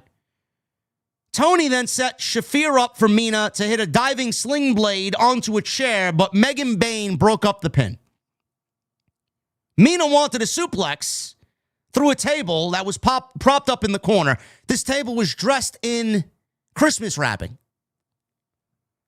Marina countered into a snap suplex, allowing Megan Bayne to spear Mina through this gift-wrapped table. Merry Christmas. Toni returned, tried a German on Megan. Shafir made the save with a chair shot to the back. Bayne tried Fate's Descent into Marina's mother's milk, but Toni escaped and gave Megan Bayne a Storm Zero onto the midsection of Shafir. All of a sudden, Santa Claus comes running down the aisle. Yes, this legitimately happened on Dynamite, folks. I'm not even joking. Santa Claus came running down the aisle, and he's got a gift in his hands. Marina tried to rip the package away from Santa Claus, but Santa gave her the middle finger and revealed himself to be Luther Claus. So this was Luther, Toni Storm's butler, dressed as Santa Claus. So Toni spiked Shafir on her head with a German. Luther gave Toni Storm the shoe, which apparently was in the gift. And she stabbed Marina in the head with the heel of the shoe and got a big package. Get it? Toni's big package for the 1, 2, 3.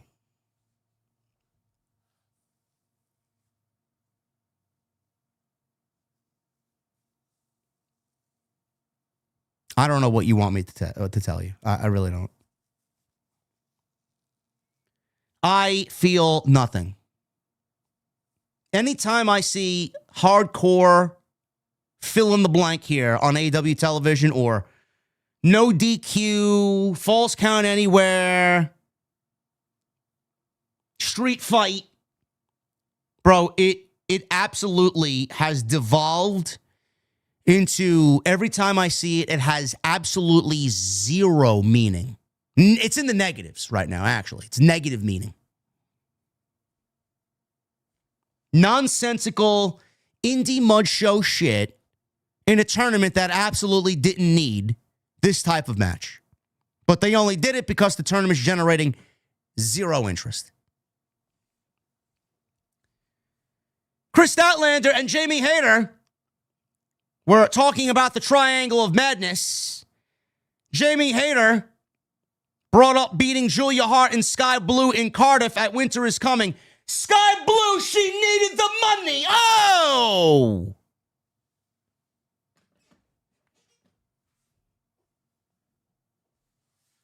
I guess we're getting a tag team match. Statlander agrees. Hayter said after they can talk about a title match. Hayter wants a title shot. Statlander agrees, but they also have Tekla, Jesse. Tekla. Did you guys see Tekla's social media today on Twitter, man? Oh, yeah. Tekla, Jesse. Tekla's speaking now. More Tekla. We love Tekla. Apparently, Tekla is waiting in the wings, who is safe to say will be involved in this war as well. But gee, I thought they all ended their tensions inside Blood and Guts, but here we are still continuing. Well, they're just going to throw anybody at Statlander because they got nobody. Yeah, we'll team with Jamie Hayter, and then we'll get a match at World's End. Maybe Tekla wins the World Championship. I would be okay with that. The Dork Order, who were walking backstage, and Evil Uno said, "This is a long time coming. I finally put down my AEW Fight Forever on my Nintendo Switch so I can actually come to work now. If they win tonight, they get a title shot against the Ops." Hangman walks by them. Alex Reynolds stops him and said he knows Paige wants the Ops blood, but owes it to them to not get involved in the match to let them earn their title shot on their own. Paige said fine, but after the match, he's coming for the Ops. Can you imagine we're in 2025 and the Dark Order is getting a TV match on AEW Dynamite? Gee, I wonder why the audience, 50% of the audience, has now dropped watching the show. A pizzeria uno. Renee. She gives a big intro backstage to Mercedes Moné, who we haven't seen since she lost to Statlander at Full Gear. Moné quickly cut Paquette off, took a long, deep breath, and said she's PWI's top wrestler, 13 belts Moné, ultimate Moné, or Ultimo Moné. Does that sound like a failure to you, Renee? Yeah. Yeah, it does. You didn't win the big one. You didn't win the big one. This is like comparing the Yankees, who win the American League pennant every year, and then go to the fucking playoffs, the World Series, and fail. Or like a 100-win team like the Yankees, winning the American League East and then getting eliminated in the ALCS. You didn't win the big one. You can sit there and hang that fucking flag, champions of the American League East, up on the mezzanine of Yankee Stadium, and you can have fucking 13 of them motherfuckers up there. You didn't win the big one. Who gives a shit? It's all egotistical fucking bragging. Oh, but I'm this. Oh, but I'm that. But you're not a world champion. You're not. Moné complains about having to defend the Ring of Honor Women's TV title against Red Velvet on Friday, who she already beat. I mean, I would complain, too, that I got to wrestle on Ring of Honor. You think Mercedes wants to wrestle on Ring of Honor television? Moné said since Velvet says she never shows up on Ring of Honor, that Moné will show up on ROH TV Honor Club before Final Battle this Friday. There's a price to pay when you talk down to Moné. I think Mercedes loses on Friday. In all seriousness, I think Red Velvet beats Mercedes on Friday, and we start seeing Mercedes drop these titles one by one. What point does it make if Mercedes wins? What does it do? It does nothing. The Bang Bang Gang. They called out FTR for a tag team title shot on Collision last week. Juice Robinson and Austin Gunn pointed out how they beat FTR a few weeks ago, and next time the belts will be theirs, as they're fighting for Colton and Jay White, who are both home injured.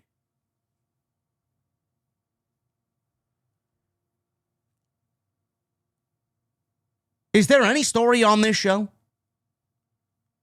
Or are we just booking this like a fucking WWE simulation video game? Oh, you talk bad about me. I want a tag team title match now. When are we getting Copeland and Christian back? Does anybody know? When does Copeland quit wrapping up his movie commitments? When they get back to television, this feud and this heat will be fucking dead. Nothing is going to be able to reheat what they lost.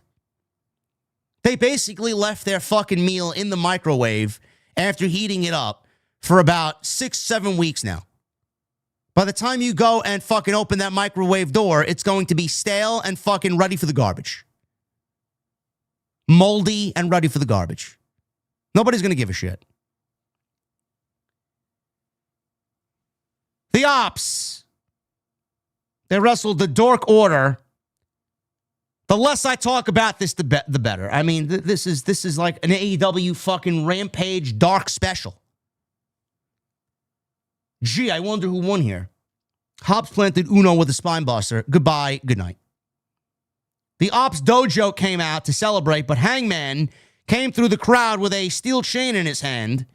After taking care of the Ops Dorks, Shibata and Hobbs, they get decked with punches from Page with the chain. Shibata chop blocked Page's leg, held him down, who ducked a Hobbs clothesline and ran into his own partner. Page decked Hobbs with a bottle and tried a buckshot, but Hobbs bailed. Right as security hit the ring. Page took out all four security guards, ending with a buckshot lariat to one of these guys as the ops retreated. Never saw Hook out there. I thought Hook was a part of the ops. Where was Hook?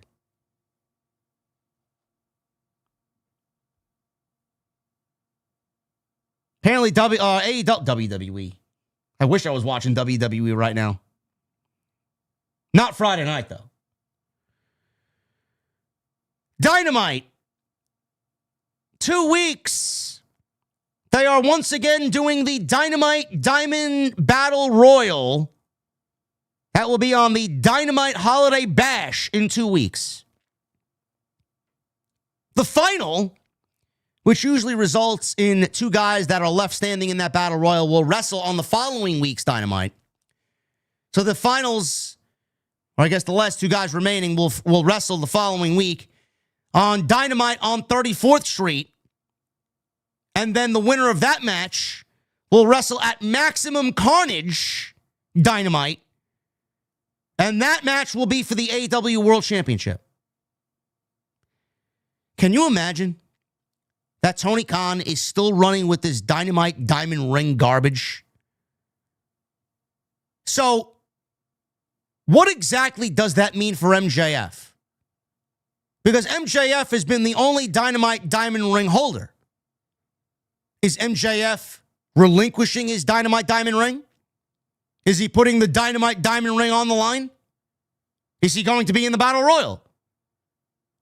If he's in the Battle Royal, does he win the Battle Royal? Maybe that's how they get him against whoever that is beats Max, and then Max cashes in his contract. What an uneventful fucking cash in that would be, huh?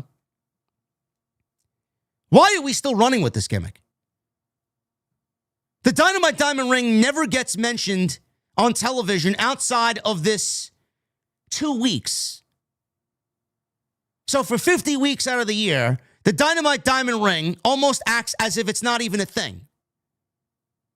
Now you want to pretend like it's a thing. So on top of the fucking 18 titles you got in the company, we need someone to hold the Dynamite Diamond Ring. This company needs to trim the fat so badly, it is not even fucking funny anymore. I can't wait to see the Dynamite Jobber Battle Royal, because that's exactly what it's going to be, because that's exactly what last year's was.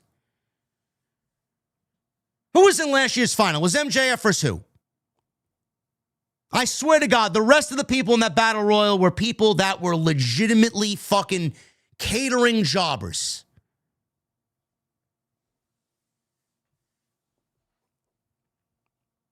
Hopefully by the time MJF visits Vegas, goes to the pawn shop, pawns the motherfucker, and then we don't get this match taking place. Renee's backstage with the Don Callis family and said she guesses this means the Young Bucks aren't joining the family. Callis was annoyed by her stupid questions as Okada said this is all Konosuke Takeshita's fault. Which Callis said in his defense, Takeshita is gone training. Takeshita walked in and said he's right here and had to be held back by Kyle Fletcher.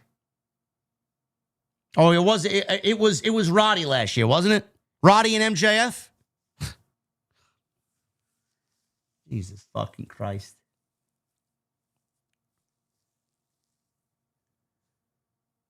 So Takeshita walks in. He's there. He's held by Fletcher. Callis said to the uneducated people, Okada went into All In the Continental Champion, defeated Kenny Omega to become the International Champion, resulting in the Unified Championship being created.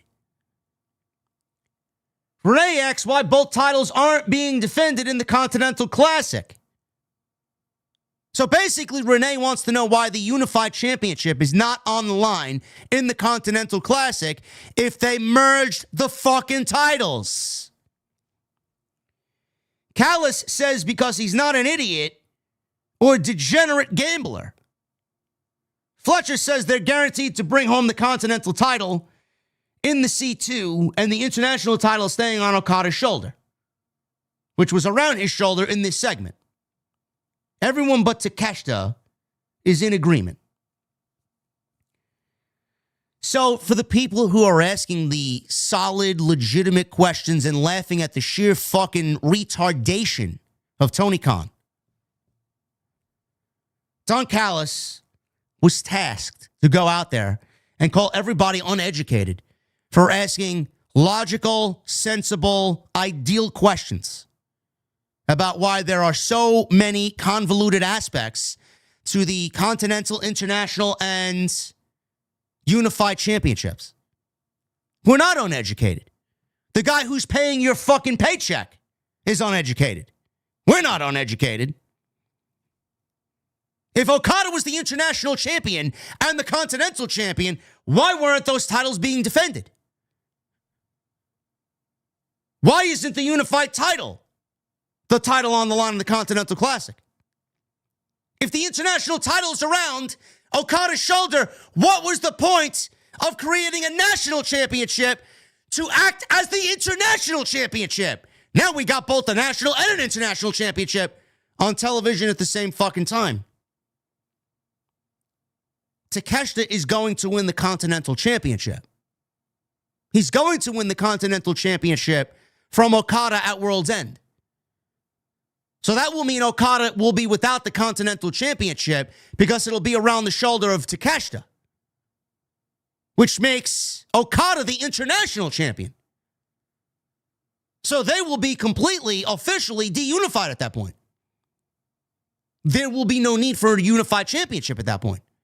Because why would there be a need for the unified championship if Takeshita has the Continental title, which is on the line of the tournament, and Okada is left with the international championship? So there won't be a need for the unified title. So that goes on the shelf in Tony Khan's toy room.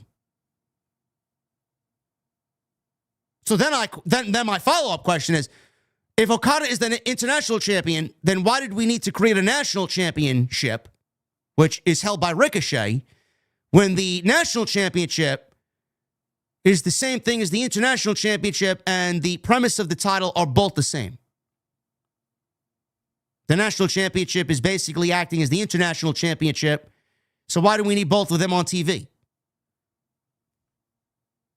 Are we going to unify a championship at a later date so we can take one of these titles off of TV? Are we going to merge the national title and the international championship together to just kind of create a new international championship?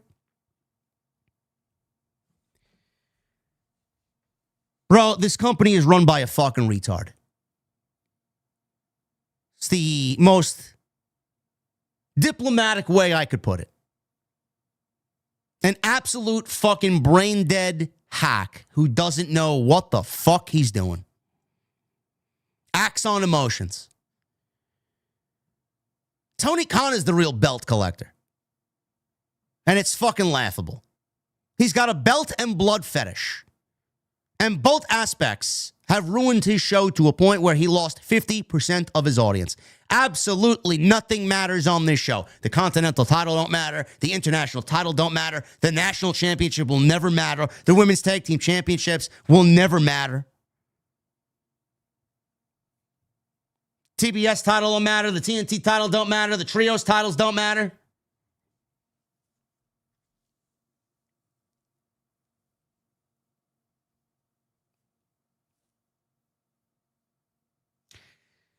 Adam Page is pacing backstage, screaming that for 3 years he fought to get... He's screaming. Now I know why Jim Cornette says that Adam Page, or Brian Last rather, says Adam Page can't cut a fucking pro. Did you really need to scream here? Like, what are you yelling about? Screaming that for 3 years he fought to get his AEW World title back, fighting everyone to get it, but the person who cost him the title of all people is Hook. You would think Hook was out there explaining why he did what he did, but of course not. Full gear to Samoa Joe was the Op's finest moment. But now, whether it's him or Eddie Kingston, Page is taking his title back. Hobbs and Shibata want to fight next. Winter is coming, but he's not coming alone. You know who's coming for you, so get your affairs in order. Gee, I wonder who's going to team with Adam Page.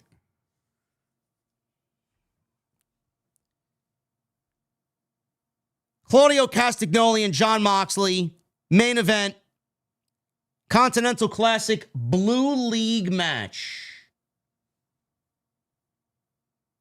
We'll pick it up after a commercial break here. Claudio hits a backbreaker. Moxley is bleeding. Shocking, I know.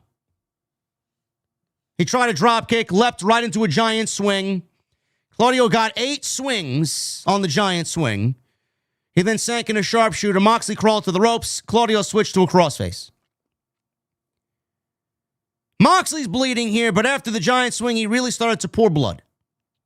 Moxley escaped the crossface into a rear naked choke. Claudio powered up, swung Moxley around and started trading forearms and punches. Claudio was sent to the floor where Moxley hit a tope. Quickly back in the ring with a backslide. Claudio kicks out at a 2. Moxley hits a cutter. Claudio popped up. Desperation clothesline. Double down. Justin Roberts tells us that there's 10 minutes remaining. 20-minute time limit. Moxley tried another sleeper. Claudio spun into a gotch pile driver. Moxley got a jackknife pin, which Claudio rolled out of. Both get to their feet. Moxley swung for the fences with a big shot. Big lariat. Another double down. Moxley was up first. Hits a curb stomp for a near fall. Rear naked choke was then sunk in. Claudio powered up. So Moxley tried to switch to the guillotine. Claudio hoisted Moxley up, threw him outside to the floor. This is where he hits a charging uppercut and leaping double stomp against the barricade. He placed Moxley against the steel steps, which he positioned in an upright position. And he charges with an uppercut. He gets him back in the ring. Lariat, 2 count, followed by a Ricola bomb. Moxley kicked out again. Moxley slowly gets back to his feet. They trade uppercuts and forearms until Moxley hits a paradigm shift. 5 minutes remaining. Moxley pulled himself up from the corner. Claudio starts his charge. Moxley gets his head taken off with an uppercut. And Claudio gets the win over Jon Moxley. He now has 6 points. Moxley has 3. He won last week against Mascara Dorada. So Claudio leads his lead with 6 points. Moxley and Takeshita have 3. Mascara Dorada, Orange Cassidy, and Roderick Strong have 0. The Gold League, Fletcher has 6. Kevin Knight, Pac, and Okada have 3. Darby Allin and Speedball Mike Bailey have 0. Post-match, the Death Riders came out, checked on both guys. Claudio and Pac embraced. And Wheeler Yuta with Marina Shafir were attending to Jon Moxley. Now, I didn't really get a sense that anything was wrong here. Bryan did go on and say that Moxley was the leader and everybody tested themselves against Moxley. And if you beat Jon Moxley, then you were looked at as the guy who should lead the Blackpool Combat Club. Now, I don't know if that was a foreshadowing, but we got absolutely nothing outside of Bryan Danielson giving us that little statistic on commentary. The show quickly came to a close and we go fade to black. So no additional story for the Death Riders after they wrestled 17 minutes here. The whole point was to maybe build tension. Maybe Pac and Claudio look at Moxley as a failed leader after the last several weeks. We got none of that. I don't know if that's going to happen in this tournament, but something should have been done here. On a show that had absolutely no story. No story. They should have given us something. And once again, in typical AEW fashion, they fail to give us story. If you look at this show as a quality show, then you are part of the problem.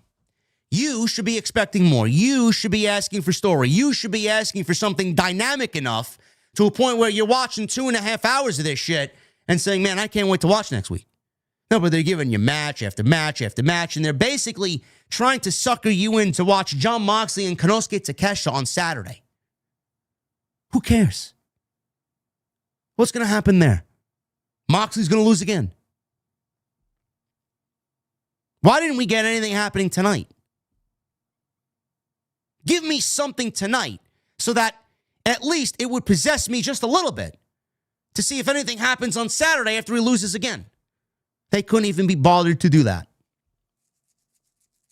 Just a brutal 2 hours. Just an absolute fucking snooze fest of a 2 hours. The highlight of the night was Fletcher and Kevin Knight. Everything else, an absolute waste of my time. Thank you guys for joining me here on this Wednesday night. Looks like we'll be wrapping up pretty quickly here. Quicker I get out of here, the quicker I hop back on Destiny 2 and continue my Destiny 2 Renegades grind. Follow me on social media at JDfromNY206, Twitter, Instagram, TikTok, and Cameo. Hit that subscribe button down below. Turn on the bell for notifications. Make sure you guys go and check all the content on the channel. Monday night and the post show. Tuesday Night Titans, episode 123. We'll be back live on Friday for the John Cena Last Time Is Now tournament final between Gunther and LA Knight. LA Knight beat Jey Uso. He won the right to lose to Gunther on Friday night. Hit that thumbs up. We need 100 more likes for 750. Can we get to the goal tonight? And please leave me a comment down below. Let me know what you thought of AEW Dynamite.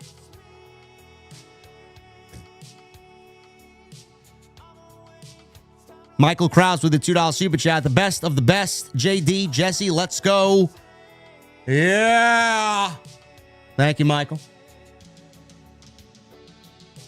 Joseph Taylor with a $10 super chat. Jesse, sorry about your Vikings. I feel like I jinxed them. And Hook, the greatest second generational wrestler? Yeah. Dominic, who would like to have a word with Hook about that?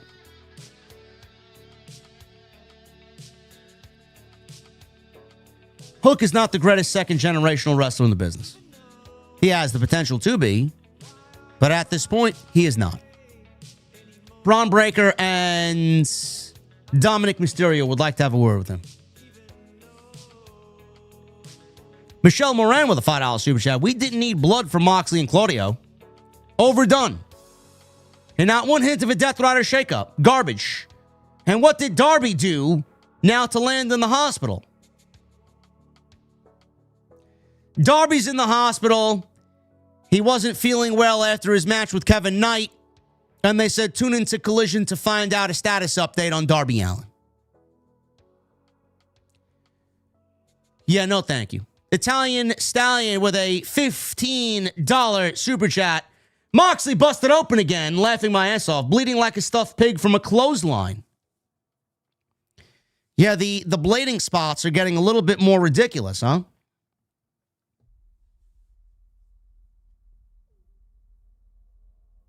Blood wasn't needed in that match.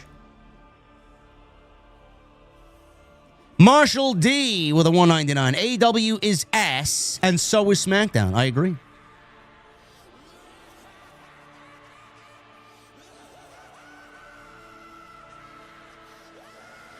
Grand Thou. What is this? Grand Thanalon. 728. $5 super chat. God bless Jesse. Jesse wasn't on the stream tonight because he's dealing with some family issues. He's going to make sure his family is right for the holidays, and his aunt is dealing with a medical condition.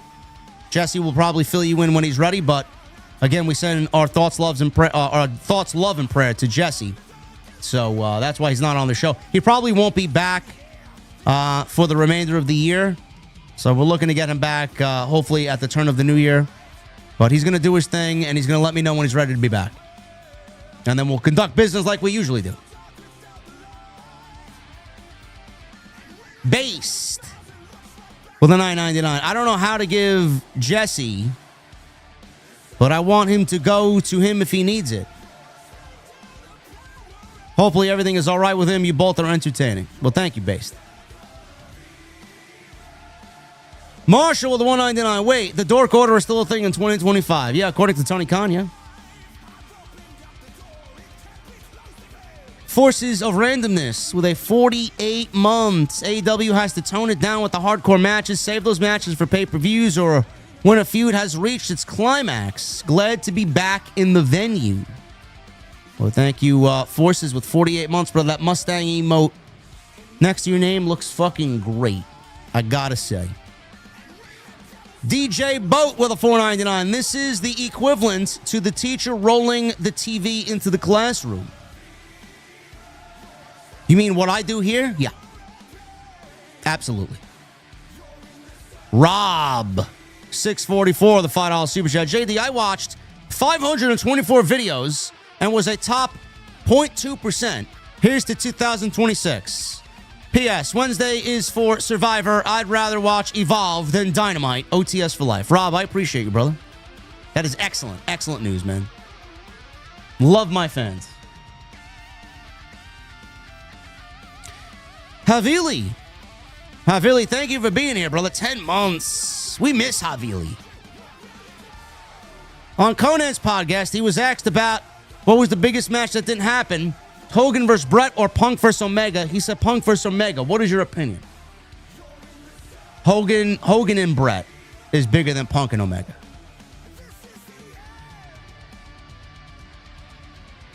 My guy, Fulgence Henry with a 44 months. I just watched my YouTube year-end review, and JD from NY 206 is my #1 channel.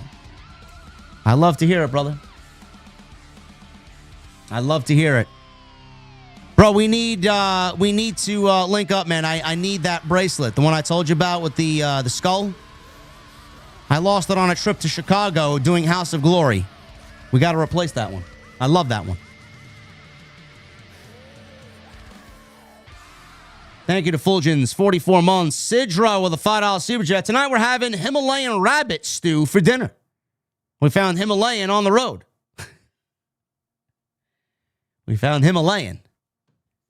P.S. You need to check out where Wins meets. It's awesome grind. Bro, right now I'm playing Arc Raiders, Black Ops 7, and Destiny 2.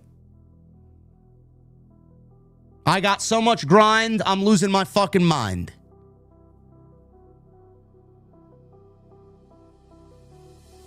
When Doc plays it, that means I'll check it out.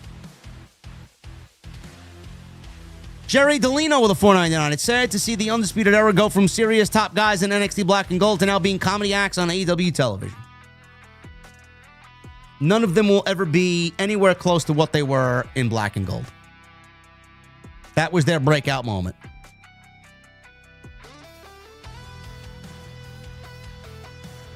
Jonesy, I see you, bro. Michael Krause with it, too. You can do Nikki Bella versus Jungle Boy. I would rather watch Nikki Bella.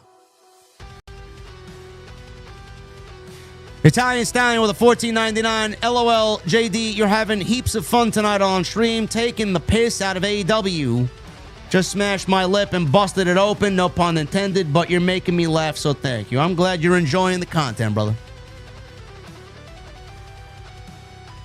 I gotta be ready for the dungeon, Triple M. I just got my lightsaber. I just finished a campaign today. I don't know what else to do. I gotta grind out the rest of these quests.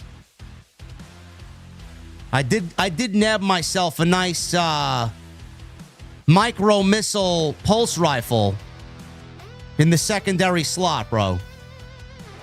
I got myself elemental honing and beacon rounds. I got Rolling Storm on it. I got this trickle charge that apparently pairs well with Rolling Storm, so it almost acts like fucking rewind rounds. It's nice to not use the Mint Retrograde. Now I'm just using something else that's not the Mint Retrograde. Beef Cheeto with a new membership. What the fuck are we drinking, Beef Cheeto? Let's do some nice beer pairings with those Cheetos, bro. Bodie McBoatface with a $10 super chat. But we got great graps tonight. JD from NJ725. Yeah, I'll wait for you to get the catalyst, bro. I was looking at it. I don't have the patience. Sick of the BS in this company. This isn't about hate. This is about TK wasting an opportunity to really put on a great product with excellent wrestlers. Tony doesn't know how to put on a great product. He'd have to tell stories to tell. Or he'd have to tell stories to put on a great product. Yurka just shows up and says nothing. $10 super chat. Thank you, Yurka. I got Triple M with a 5. I've enjoyed Renegade so far. Way better than Edge of Fate. When the dungeon comes out, you know I got you and Jesse on the help. Have a good night, JD. Well, I'm looking forward to it, bro. I thought the campaign was really good. Captain Solo with 53 months. AWTVs are borderline unwatchable. Only thing worth watching are Tony's pay-per-views. Bro, I wouldn't even say the pay-per-views are worth watching anymore. They're all fucking nonsensical, boring, no story-ridden matches. They're just extended versions of Collision and Dynamite.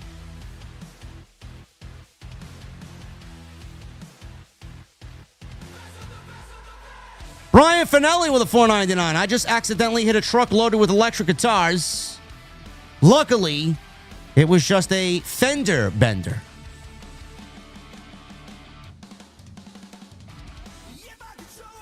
JD from Mahwah, New Jersey, 674. Bro, I've been to Mahwah maybe 3 times in my entire life, bro. All right, it's time to get out of here. I've been here long enough. Been here long enough, man. Let me get the fuck out of here, honestly. Follow me on social media at JDfromNY206. Twitter, Instagram, TikTok, and Cameo.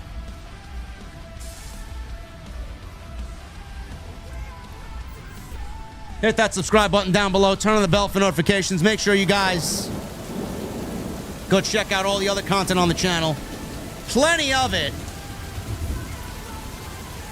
Remember to hit that thumbs up. Leave a comment down below. Let me know what you thought of AEW Snooze Fest tonight.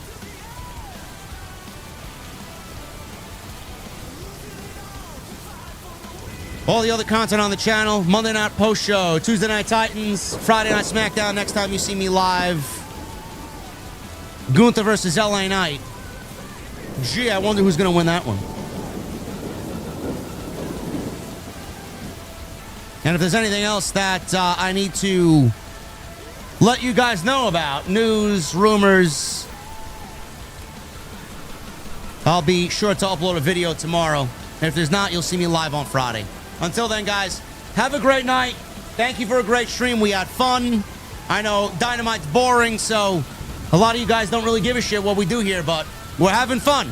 And we're going to continue to do that until the end of the year, man. So thank you guys very much. Have a great Thursday, and I'll see you right back here Friday night for SmackDown right here on Off the Script. I'll see you guys later.